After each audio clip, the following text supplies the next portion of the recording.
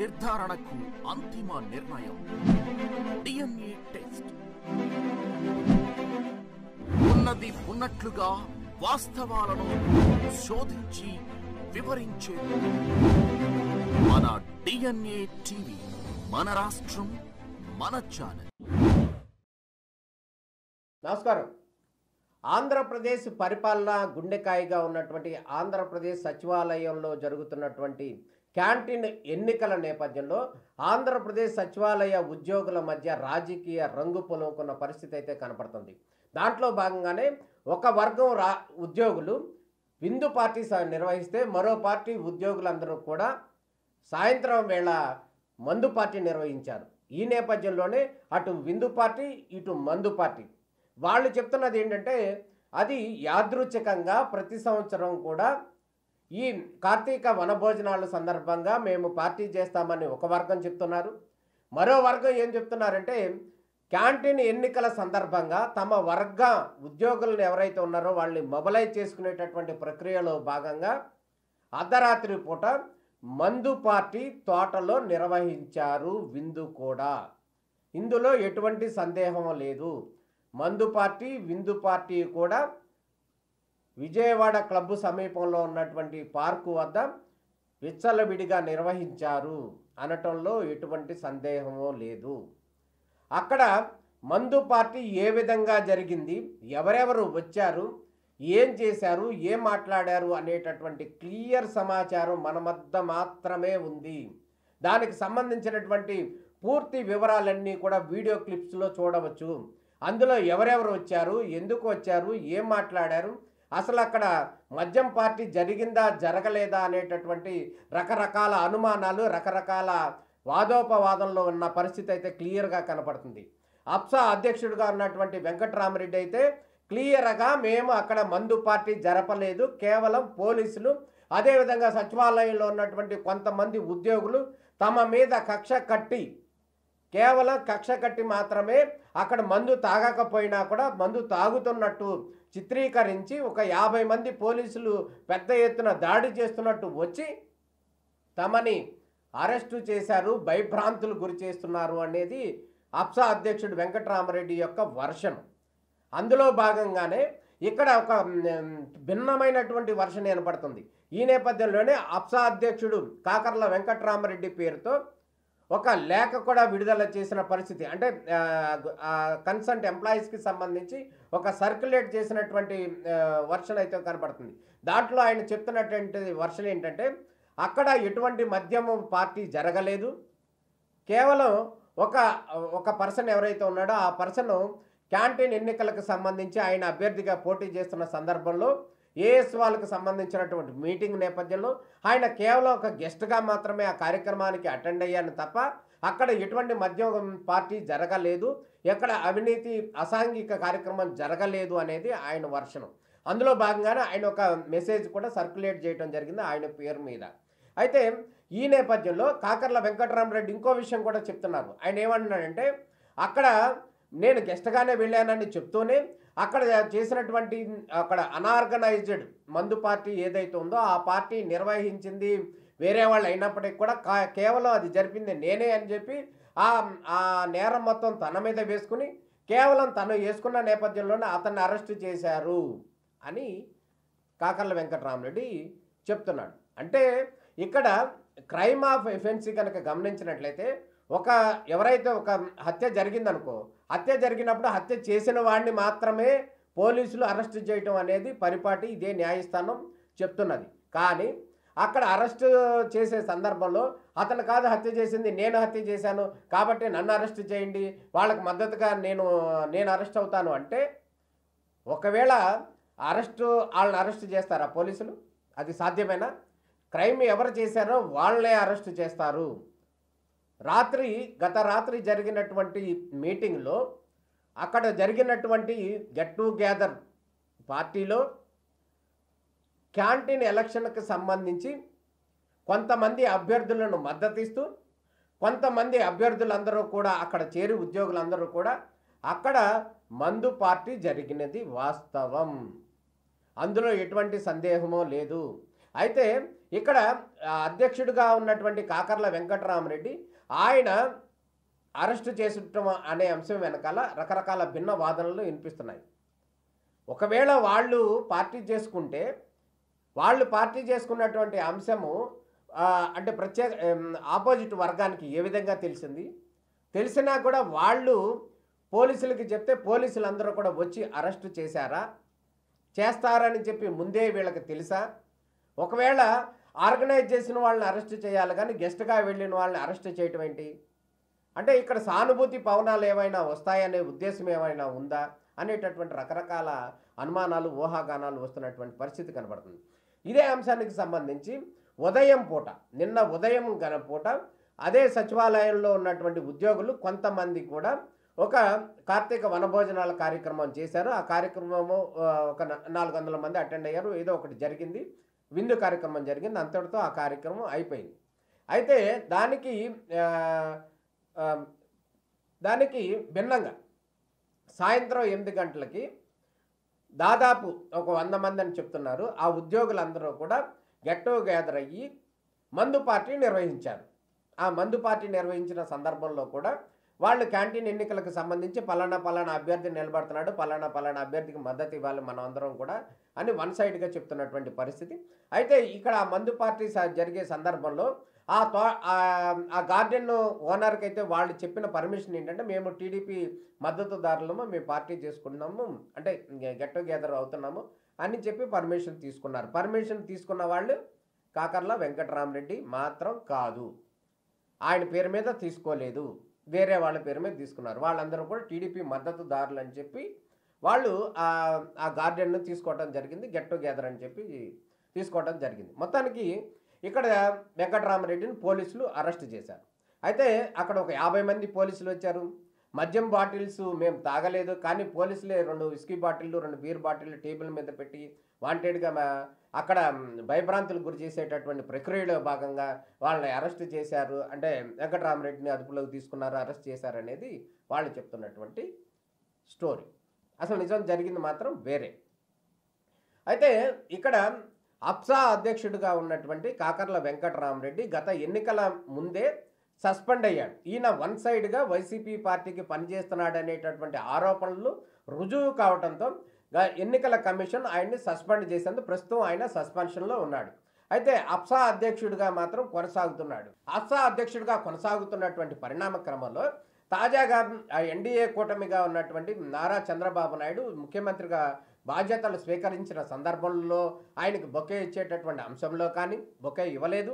అదేవిధంగా సిఎస్ కూడా జాయిన్ అయ్యారు, సిఎస్ కూడా ఆయన బొకే ఇవ్వలేదు. అంటే ఆయన వాంటెడ్గా వాళ్ళకి ఇవ్వాలనే ఉద్దేశం లేకుండానే ఇవ్వలేదు అనేది వాళ్ళు చెప్తున్నటువంటి వర్షం. గత వైసీపీ జగన్మోహన్ రెడ్డికి వన్ సైడ్గా ఈయన పనిచేశారు అనటంలో ఎటువంటి సందేహమో లేదు. అయితే గతంలో ఎన్నికలు జరిగినా జరగకపోయినా కూడా వన్ సైడ్గా ఆయనే అప్సా అధ్యక్షుడిగా కొనసాగుతున్నటువంటి పరిస్థితి అయితే జరుగుతుంది.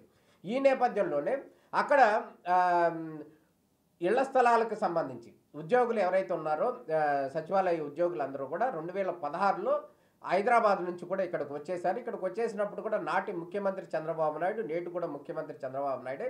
ఈ నేపథ్యంలో అక్కడ వచ్చినటువంటి ఉద్యోగులు ఎవరైతే ఉన్నారో ఉద్యోగులకి ఇళ్ల స్థలాలు కానీ, లేతే 5 రోజులు ఉద్యోగ బాధ్యతలు కానీ, లేతే వాళ్ళకి బ్యాచిలర్ అకామిడేషన్ కావచ్చు, అదేవిధంగా ప్రత్యేకంగా ఇక్కడ నుంచి ఒక బస్సు ఏర్పాటు చేయడం, అంటే ఈవినింగ్ బస్సు, అదేవిధంగా ఎర్లీ మార్నింగ్ బస్సు, అదేవిధంగా ప్రత్యేకంగా ఒక ట్రైను, వీటన్నిటిని కూడా గత ప్రభుత్వంలో అంటే బిఫోర్ చంద్రబాబు నాయుడు ప్రభుత్వంలో ఉద్యోగులకు ఏర్పడినటువంటి వసతులు. అయితే మధ్యలో జగన్మోహన్ రెడ్డి గారు వచ్చారు, ఈ సచివాలయాన్ని 3 ముక్కలు చేస్తాము, 3 ప్రాంతాలకు చేస్తా ఉన్నారు.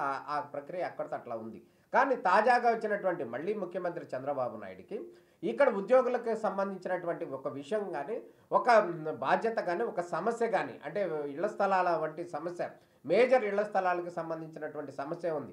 అదేవిధంగా ఉద్యోగులకు పీఆర్సీకి సంబంధించినటువంటి సమస్య ఉంది. అదేవిధంగా ఉద్యోగులకు ఎర్నల్ లీవ్ తీసుకునేటానికి సంబంధించినటువంటి సమస్య ఉంది. అదేవిధంగా డిఏ తీసుకునేటటువంటి అంశానికి సంబంధించి సమస్య ఉంది. పీఆర్సీ ఏర్పాటు చేయాల్సినటువంటి ప్రాబ్లం ఉంది. అంటే ఇన్ని రకాల ప్రాబ్లమ్స్ ఉన్నప్పటికీ కూడా ఈ ముఖ్యమంత్రి వచ్చినటువంటి 6 నెలల కాలంలో ఒక్కరు కూడా వెళ్ళి వారికి సంబంధించినటువంటి సచివాలయ ఉద్యోగులకు సంబంధించినటువంటి సమస్యల గురించి చర్చించినటువంటి పాపాన పోలేదు. ఇక్కడ మనం ఏ వర్గానికి ఏ పార్టీకి వ్యతిరేకం కాదు, కానీ వాంటెడ్గా మాత్రం గడిచిన 5-6 సంవత్సరాల నుంచి కూడా చాలామంది గతంలో నుంచి హైదరాబాద్ నుంచి పోరాడినటువంటి ఉద్యోగులు ఎవరైతే ఉన్నారో వాళ్ళందరూ కూడా ఒక్కరొక్కరుగా రిటైర్ అయిపోతున్నటువంటి పరిస్థితి కనపడుతుంది. ఇంకా రేపో మాపో కనుక ఇంకా తాసారం జరిగితే ఇంకా ఎక్కువ మంది ఉద్యోగులు రిటైర్ అయిపోయే అవకాశం ఉంది. వాళ్ళందరూ ఆవేదన ఏంటంటే ఇక్కడ సచివాలయం అనేది పార్టీలకి అతీతంగా పనిచేయాల్సినటువంటి అవసరం ఉంది. అక్కడ ఏ ముఖ్యమంత్రి ఉన్నా కూడా ఆ ముఖ్యమంత్రికి సంబంధించినటువంటి ఫైల్స్ని ముందుకు తీసుకువెళ్ళాలి, పరిపాలన ముందుకు తీసుకువెళ్ళాలి అనేది వాళ్ళు చెప్తున్నటువంటి వర్షన్. కానీ ప్రస్తుతం ఉన్నటువంటి పరిస్థితుల నేపథ్యంలో అది రాజకీయ రంగు పులుముకుంది. ఒక పార్టీ అధికారంలోకి వస్తే ఒక వ్యక్తి మాత్రమే దానికి లీడ్ చేస్తారు, అప్సా అధ్యక్షుడిగా ఉంటారు. అదేవిధంగా ఇంకో పార్టీ అధికారంలో వస్తే కనుక వేరే వాళ్ళు అధికారంలోకి వస్తారు, వాళ్ళే లీడ్ చేస్తారంటూ కూడా రకరకాలైనటువంటి భిన్న వాదనలు, భిన్న పార్టీల రంగు మాత్రం వాళ్ళ మధ్య కనబడుతున్నటువంటి పరిస్థితి కనబడుతుంది. ఇక్కడ జరుగుతున్నటువంటి ఈ క్యాంటీన్ ఎన్నికలు ఏవైతే ఉన్నాయో ఈ అప్సా అధ్యక్షుడి విషయంలో కనుక అప్సా అధ్యక్షుడు నామమాత్రం అయిపోయినటువంటి పరిస్థితుల నేపథ్యంలో ప్రత్యేకంగా రేపు 4వ తారీఖున సచివాలయ ఉద్యోగుల క్యాంటీన్కి సంబంధించినటువంటి ఎన్నికలు, అధ్యక్ష కార్యదర్శులకు సంబంధించినటువంటి బాడీ ఏర్పాటు అయ్యేటటువంటి పరిస్థితి ఉంది. దానికి సంబంధించి ఇప్పటికే 11 పోస్టులు ఉన్నాయి. దానికి సంబంధించి 30 మంది ఉద్యోగులు ఆ పోస్టులకు సంబంధించి ఎన్నికల్లో పోటీ చేస్తున్నటువంటి పరిస్థితి కనపడుతుంది. అంటే తాజాగా కనుక మనం గమనించినట్లయితే ఒక యుద్ధ వాతావరణం, కనిపించని యుద్ధ వాతావరణం సచివాలయంలో కనపడుతున్న పరిస్థితి అయితే కనపడుతుంది. గతంలో మురళీకృష్ణ టీడీపీ అధికారంలో ఉన్నప్పుడు ఆయన అప్సా అధ్యక్షుడిగా ఉన్నాడు. మొన్న జగన్మోహన్ రెడ్డి ముఖ్యమంత్రికి ఉన్న సందర్భంలో కూడా కాకర్ల వెంకటరామరెడ్డి అప్సా అధ్యక్షుడిగా ఉన్న పరిస్థితి అయితే కనపడుతుంది. ప్రస్తుతం ఎన్డీఏ కూటమి అధికారంలోకి వచ్చిన నేపథ్యంలో పరిస్థితులన్నీ కూడా ఒక్కసారిగా హీటెక్కినటువంటి పరిస్థితి అయితే కనపడుతుంది. వాళ్ళందరూ కూడా అక్కడ ఐఏఎస్ల అధికారులతో కావచ్చు, అదేవిధంగా సెక్రటరీలతో కావచ్చు, అదేవిధంగా మంత్రులతో కూడా పనిచేయాల్సినటువంటి పరిస్థితి సచివాలయ ఉద్యోగులకి మాత్రమే ఉంటుంది. ఈ నేపథ్యంలో అక్కడ ఏ మంత్రి వచ్చినా ఏ అధికారి వచ్చినా కూడా సచివాలయ ఉద్యోగులు మాత్రం వాళ్ళు పర్మనెంట్గా సేవలు అందించాల్సిన పరిస్థితి ఉంటుంది. ఎందుకంటే రాజకీయాల్లో ఒక పార్టీ వస్తుంది, మళ్ళీ కొద్దిగా ఒక 5 సంవత్సరాల తర్వాత ఇంకో పార్టీ రావచ్చు, కానీ ఉద్యోగులు మాత్రం శాశ్వతంగా అక్కడ 30 సంవత్సరాల పాటు ఉంటారు అనేది ఖచ్చితం. అయితే మొన్న జరిగినటువంటి ఎన్నికల నేపథ్యంలో ఉద్యోగుల మధ్య భిన్న విభేదాలు, దారుణమైనటువంటి విభేదాలు వచ్చాయి అనేది క్లియర్గా కనబడుతుంది. గతంలో పనిచేసినటువంటి మురళీకృష్ణ పార్టీ అంటే అధికారంలోకి వేరే పార్టీ వచ్చిన సందర్భంలో మురళీకృష్ణ మీద ఏసీబీ కేసులు అనేది భయపెట్టడం వంటి అంశం కావచ్చు, తర్వాత ఈయన మీద రకరకాల మళ్ళీ ఆరోపణలు రావటం కావచ్చు, వీటన్నిటినీ కూడా ఎవరైతే ఉద్యోగులు ఉన్నారో వారు ఏ పక్షాన ఉండాలి, ఎవరి పక్షాన ఉండాలి, వాళ్ళ సమస్యలు ఎవరు పరిష్కరిస్తారు అనేటటువంటి భిన్న వాదనలు వినిపిస్తున్నాయి. అసలు సచివాలయ ఉద్యోగులకు సంబంధించి వారి సమస్యలను మొరపెట్టుకునడానికి కానీ వినడానికి కానీ అసలు ఎవరు లేరు. వాళ్ళని అసలు వాళ్ళకి అక్కడ ప్రజెంట్ చేయడానికి సంబంధించి ఎవరు లేరు. కేవలం అనాథగా ఉంది సచివాలయ ఉద్యోగుల సంఘం అనేది అయితే వాళ్ళందరూ కూడా ఆవేదన చెందుతున్నటువంటి పరిస్థితి కనబడుతుంది. తాజాగా కనుక జరిగినటువంటి అంశంలో మనం చూసుకోవాల్సిన విషయం ఏంటంటే ఉద్యోగులు ఎప్పుడూ కూడా ఈ విధంగా ఈ మందు పార్టీ అనేది బహిరంగంగా నిర్వహించటం, అరెస్టు చేయటం వంటి అంశం ఏదైతే ఉందో చాలా తీవ్రంగా పరిగణించాల్సినటువంటి అవసరం ఉంది. రాష్ట్ర ముఖ్యమంత్రి చంద్రబాబు నాయుడు కావచ్చు, అదేవిధంగా రాష్ట్ర పాలకవర్గం కూడా చాలా సీరియస్గా తీసుకోవాల్సినటువంటి అవసరం ఉంది. ఎంతో గోప్యంగా ఉండాల్సినటువంటి సచివాలయ ఉద్యోగుల సంబంధించినటువంటి విషయాలు కావచ్చు, అదేవిధంగా వారి ఎంప్లాయీస్ ఖచ్చితంగా వన్ సైడ్గా ఎక్కడైతే ఉన్నారో వాళ్ళు పనిచేయాలి తప్ప, అంతేగాని ఏ పార్టీ ఉంటే ఆ పార్టీకి వన్ సైడ్గా పనిచేయకూడదు. కేవలం ముఖ్యమంత్రి ఎవరైతే వాళ్ళకి మాత్రమే వాళ్ళు వన్ సైడ్గా పనిచేయాలి తప్ప, ఏ పార్టీ అధికారం ఉంటే ఆ పార్టీకి వన్ సైడ్గా పనిచేయడం అనేది తప్పు. అదేవిధంగా అట్లా చేసి ఒకవేళ ఈ అరెస్టు అంశం నేపథ్యంలో ఉద్యోగుల మధ్య భిన్నమైనటువంటి విభేదాలు వచ్చే అవకాశం ఉంది. మన వారందరూ కూడా ఆవేదన చెందుతున్నారు. కానీ ఇటువంటి పరిపాలన ముఖ్య కేంద్రంగా ఉన్నటువంటి ఆంధ్రప్రదేశ్ సచివాలయంలో ఈ విభేదాలు రావడానికి అనేది ఎట్టి పరిస్థితుల్లో అవకాశం లేదు. ఒకవేళ కనుక ఆంధ్రప్రదేశ్ ప్రభుత్వం దీన్ని సీరియస్గా తీసుకోవాల్సినటువంటి అవసరం ఉంది. అదేవిధంగా ఆంధ్రప్రదేశ్ ప్రభుత్వం సీరియస్గా తీసుకుంటే కనుక ఈ క్యాంటీన్ ఎలక్షన్లు ఏవైతే ఉన్నాయో అవి జరపటం అనేది ప్రస్తుతం అప్రస్తుతం. ఈ క్యాంటీన్ ఎన్నికలు అనేవి జరపడం అనేది సరైనది కాదు. ఇక్కడ ఉన్నటువంటి విభేదాలు, వర్గ విభేదాలు ఒక తారాస్థాయికి వస్తున్నటువంటి పరిస్థితుల నేపథ్యంలో ఇక్కడ క్యాంటీన్ ఎన్నికలు అనేవి జరపడం అనేది అనివార్యంగా వారందరూ కూడా చెప్తున్నటువంటి వర్షన్. దీన్ని ఈ నేపథ్యంలో ప్రభుత్వం ఏ విధంగా స్పందిస్తుంది, అదేవిధంగా ఇక్కడ జరుగుతున్నటువంటి ఇక్కడ పార్టీల పరంగా విడిపోయినటువంటి ఉద్యోగుల వర్షన్లో ఆంధ్రప్రదేశ్ ప్రభుత్వం ఏ విధంగా చర్యలు తీసుకుంటుంది అనేది అయితే మనం వేచి చూడాల్సిన పరిస్థితి కనబడుతుంది.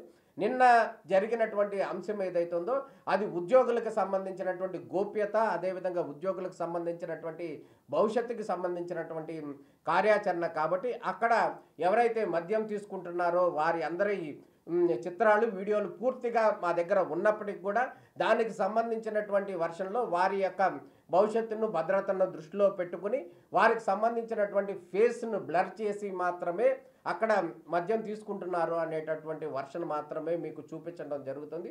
ఈ విషయాన్ని గమనించాలి. మొత్తానికి సచివాలయ ఉద్యోగులు ఎవరైతే ఉన్నారో అది ఒక ప్రెస్టీజియస్ ఇన్స్టిట్యూషన్.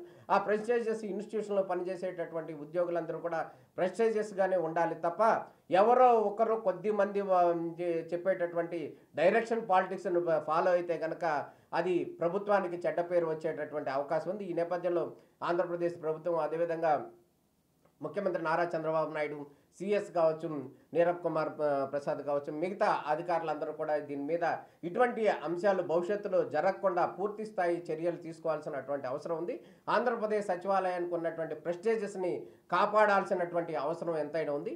ఇదే వర్షన్ని ఆంధ్రప్రదేశ్లో ఉన్నటువంటి ప్రజలు, అదేవిధంగా సెక్రటేరియట్లో ఉన్నటువంటి ఉద్యోగులందరూ కూడా కోరుతున్నటువంటి వర్షం. ఈ విధంగా రాబోయే రోజుల్లో మంచి పరిణామంలో జరుగుతుందని చెప్పి మనం అందరం ఆశిద్దాం. నమస్తే.